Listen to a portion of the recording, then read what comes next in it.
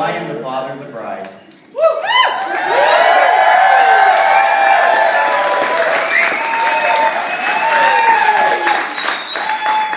I am also the father-in-law.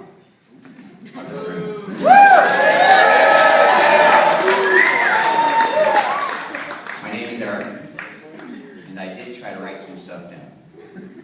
That Eric with an E? What's that? Eric with an E? Yes, it is. Those that have experienced some of my open-minded discussions know that I'm not usually too afraid to speak in public and maybe be a ham.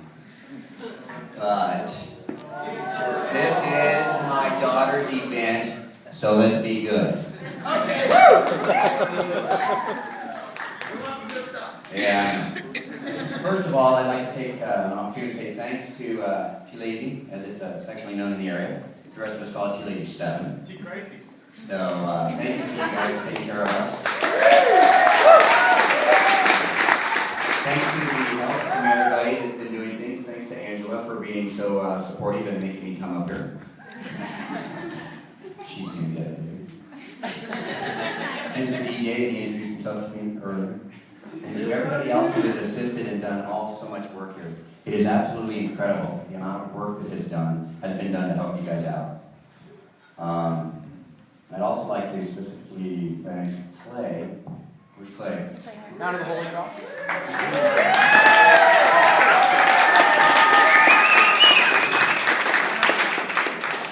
Clay did a great job. I would have thought he'd done that several times. That was his first time, almost. So, at least the last one he said.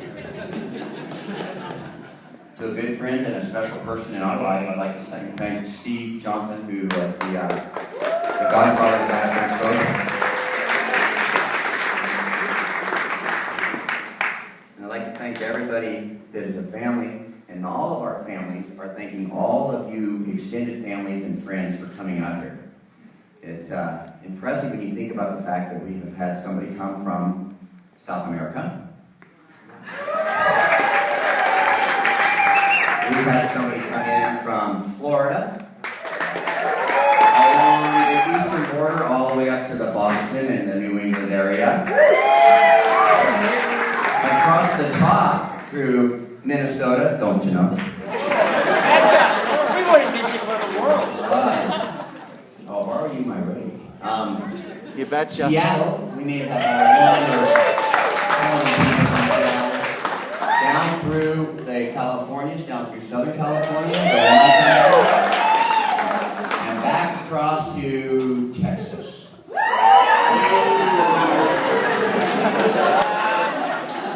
Now, there are some other states that were out there, but it's just I'm trying to show everybody came everywhere to come see you guys and be a part of this.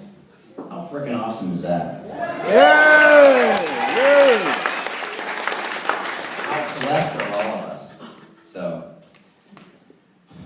how do I start with all this stuff about information about these two? I have no dirt.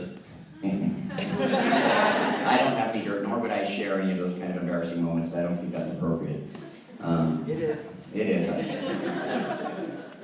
As you heard at different events, and today my sister-in-law spoke of Barbara coming into the world. Barbara started as a 5-year plan, about 5 years early.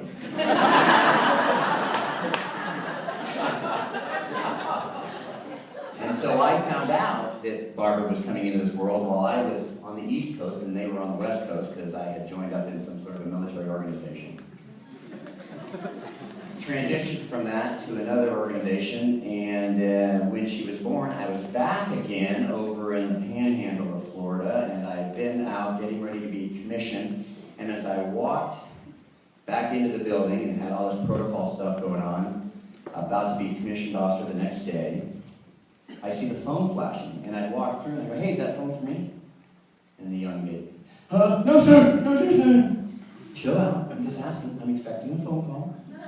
I go through into the back, and sure enough, some other young pup comes running down and says, "Sir, the phone is for you." And I go, "Okay." I figured it might be, I was going to answer it anyway. And it was that blonde lady in the green shirt who doesn't like to have attention drawn to her. who told me I was a new father.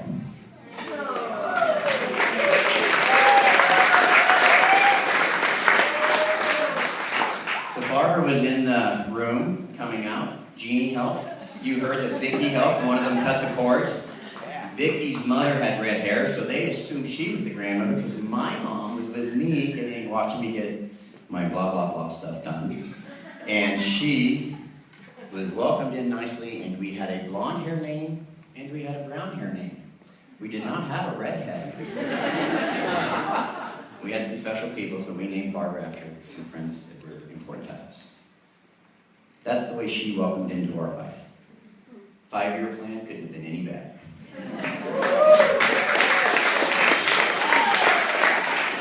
She moved along, she did things, she did some wonderful stuff.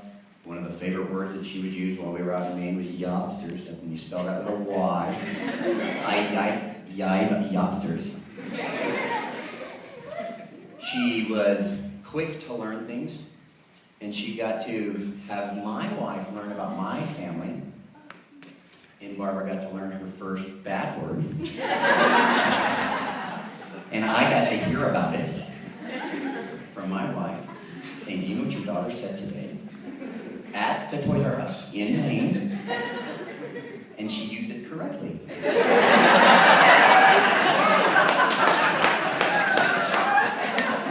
And we all know how some of these words, she said, shucky don't. Sure she did. She's done great. She's done well. She's moved along. She got to go to the places she'd like to always be. She's been something that no parent could ask for anything better than that. She talked about this young man, kind of from afar, thinking that we hadn't detected already assessment. Most of you have already heard, you've seen, and a lot of you know how these two met. But they were actually in a choir in their sophomore year. The sophomore year is when it really occurred. And this redhead, as you heard earlier, walked in and he goes,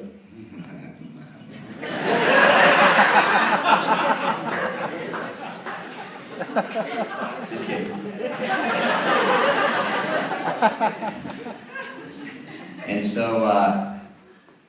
they kind of did their things. They were in the choir. They're both very musically inclined and oriented and love all of that stuff. They did get to finally meet, like you all heard, in junior year when they actually started exchange phone numbers, and they actually did get to go to the dance floor. And you heard about this yesterday. And they said that Barbara accosted Jesse, and that's kind of, I don't know how that really goes, but I'll tell you how it really went.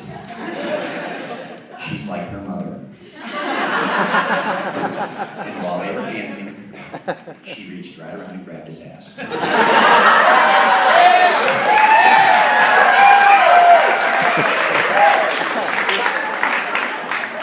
There was no embellishment, and you can tell that they're both saying, yeah, that's the way it was. And they want to know how in the world this man knew that. There's a lot of stuff we knew.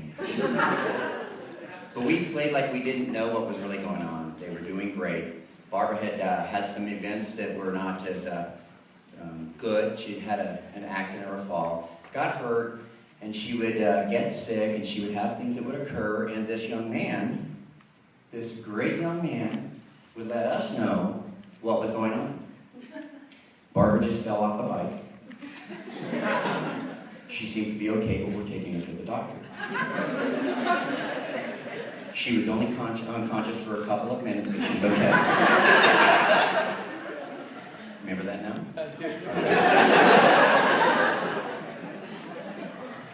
Barbara's getting sick, she's been throwing up, we're taking her to the doctor. Barbara, and this guy would call, and he would just call us directly. I was just impressed with all hell about that, because I thought, I wouldn't call some guy again. So that was my introduction to this man in that respect. Yesterday, during one of the events, if you guys remember, what's that called? Bomb, crash, trash, when you guys all joined up and sang? That's it. Flash. Bomb. Jesse you guys are singing, it's too late. Yeah, I made it, you get that. Sorry. So this man was telling, some of the words were a little bit different in the song. Hey, it's getting late, your parents are home. I'd like to stay, but I really gotta go. Barbara had her 21st birthday. They were at our house. I hear a lot of oh yes. And this is a tribute to the quality of individual that this young man is, that his parents have done to raise such a quality guy.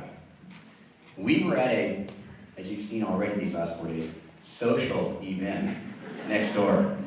And she was 21, and they were going to have a little celebratory 21st birthday at our house. And Judy always had very stern rules. No boys upstairs. One time one boy was, and all three girls were saying, no, nothing was happening. She didn't care, and I don't think that boy ever visited the house again. I don't remember who it was, but there was one guy that you guys, yeah. So, he knew that rule, and he complied with that. And so while we were going next door and playing cards and socializing, pretty heavily, and running out, having to come to this house to pick up more stuff to go back to that house next door, he was always sitting out and waiting and taking care of Barbara. They all had to comfortably go and put her to sleep.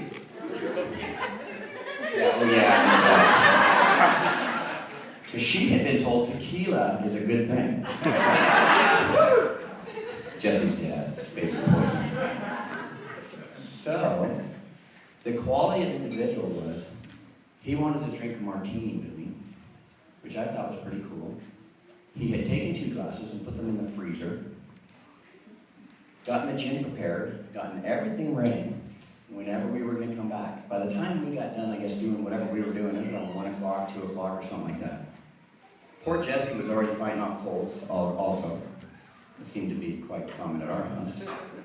And so as a result of this, he's out in the backyard in a hammock so that when we came home, he couldn't be accused of having been in the house doing things that shouldn't be done.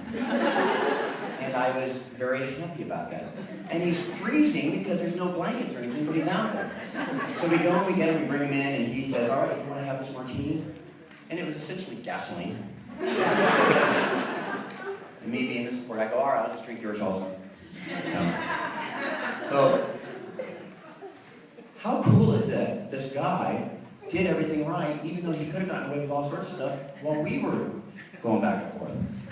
So did I like him then? I don't know. My wife told me if I did. And she said yes, that we like him. So we did. What else can I do?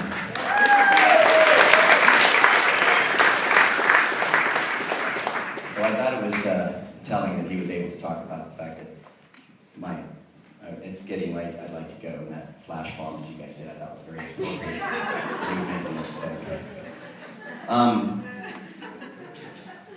2 bits of information for Jesse that may be kind of offensive or maybe makes people unnervous, but there are 2 very important men in Barbara's life that have been in the past and may or may not come up again. Jimmy Neutron. Jimmy Neutron, if you guys didn't hear, Jimmy Neutron. And Mickey Mouse. Worn today specifically because she likes the guy with the hands. Read that any way you want.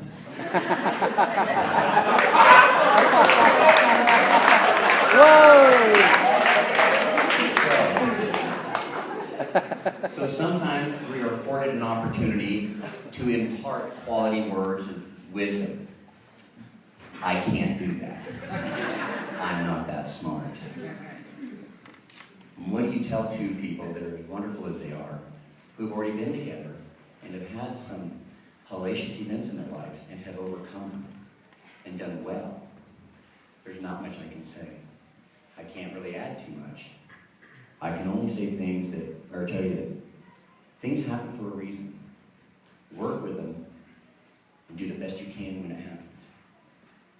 Okay? what may not be perfect today may very well be perfect tomorrow. Many people out here talked about it. They are perfect. I'm like, yeah. I am the luckiest father-in-law on earth right now. I am one lucky son of a bitch. Sorry, Mom.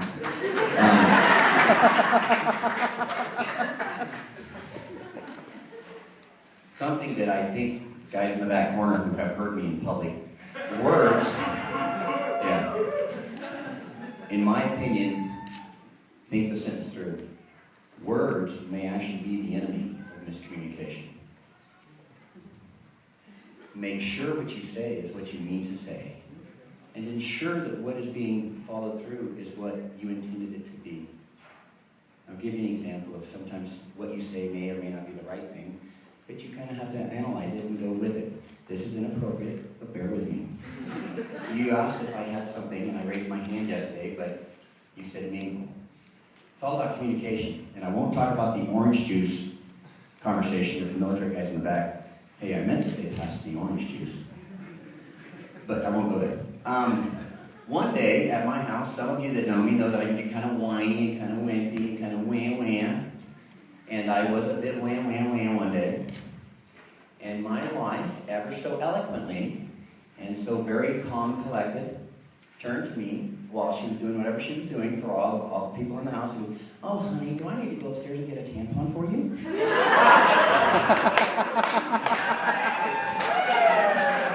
It was the best slam I think I'd had for a long time. So the communication is, could I have gotten mad and said, "What?" and just gotten upset, but I didn't. I said, "I'm sorry. I'll get better." We hugged. She didn't need a hug, she just likes to hug. But it's about communication, so make sure what you say and what you mean to say. And don't take it personally sometimes, even though it's directed very personally, like get a tampon. I think I could probably go on, but we won't. And I want to say once again, thanks to everybody who is here, and I mean that just like these guys said. Everybody that has been a part of all of this, and all of you that speak so eloquently, Jim, Dale, Jody, all of you guys, I could keep going with everybody. All of you guys, wow, I have to come in here and follow you? That sucks. And to start with a kale salad that has crap all in my teeth. That was great. Nice practical joke. So, I ask all of us if you would be so kind as to please raise your glass in a celebratory cheers to my son-in-law, my daughter. May you love forever and ever. And I love you guys. Cheers. Cheers.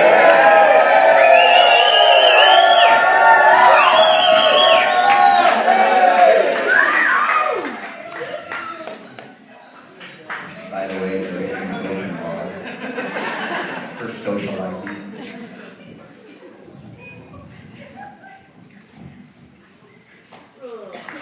Then we'll be back to the party.